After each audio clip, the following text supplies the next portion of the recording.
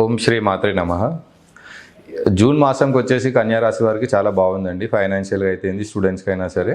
ఎందుకంటే వీరికి 6లో వచ్చేసి రాహు ఉన్నారు, 12లో కుజుడు ప్లస్ కేతు గారు, భాగ్యంలో శుక్రుడు, సప్తమంలో శని.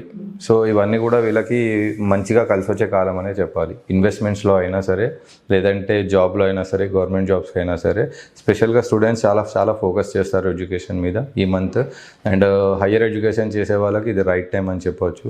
అకాడమిక్స్లో ఏదైనా లైక్ ఎవరైతే ఈ ఎంబీఏ ప్రోగ్రామ్స్ చేసేవాళ్ళు కానీ, లేదంటే రీసెర్చ్ చేసేవాళ్ళు కానీ, ఎగ్జామ్స్ ఎంట్రన్స్ ఎగ్జామ్ రాసే వాళ్ళకి కానీ, ఇదంతా చాలా బాగుంటుంది. It's a golden time for students for కన్యా రాశి అని 100% చెప్పొచ్చు. Even for business people already ఉన్న బిజినెస్ని కంటిన్యూ చేయొచ్చు. అండ్ కొత్త వర్టికల్స్ ఏమైనా స్టార్ట్ చేసుకున్న వాళ్ళకి కూడా చాలా బాగుంది. ఎందుకంటే 6లో రాహు ఉండడం వల్ల ఏంటంటే వీరికి ధైర్య సాహసాలు చాలా అధికంగా ఉంటాయి. శత్రువులపై విజయం కూడా సాధిస్తారు వీరు.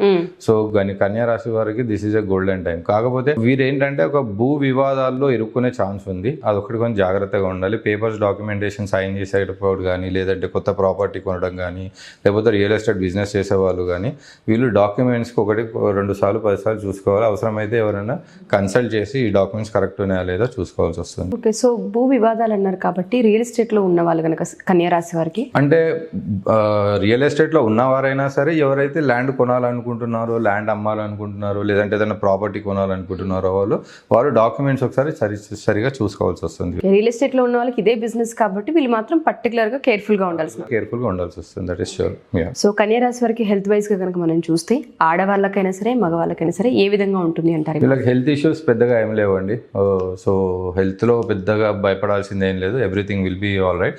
జూన్ 22 తర్వాత మటుకు అప్పటి నుంచి కొంచెం జాగ్రత్తగా ఉండాలి. అంటే వీరు ఎక్స్పెక్ట్ చేయనిది ఏదైనా కానీ హెల్త్ ఇష్యూస్ వచ్చే ఛాన్స్. సో దాంతోపాటు మ్యారిటల్ లైఫ్కి వస్తే ఏ విధంగా ఉంటుంది అంటారు? మ్యారిటల్ లైఫ్ ఇలా చాలా బాగుంటుంది. రిలేషన్షిప్లో ఉన్న వాళ్ళకి కూడా బాగుంటుంది. సో ఎవరైతే పెళ్లి సంబంధాలు చూస్తున్నారో వాళ్ళకి పెళ్లిలో అయ్యే ఛాన్సెస్ ఉన్నది, 100% ఛాన్సెస్ ఉన్నాయి. రిలేషన్షిప్ అనేది ఒక అండర్స్టాండింగ్లో వెళ్తుంది.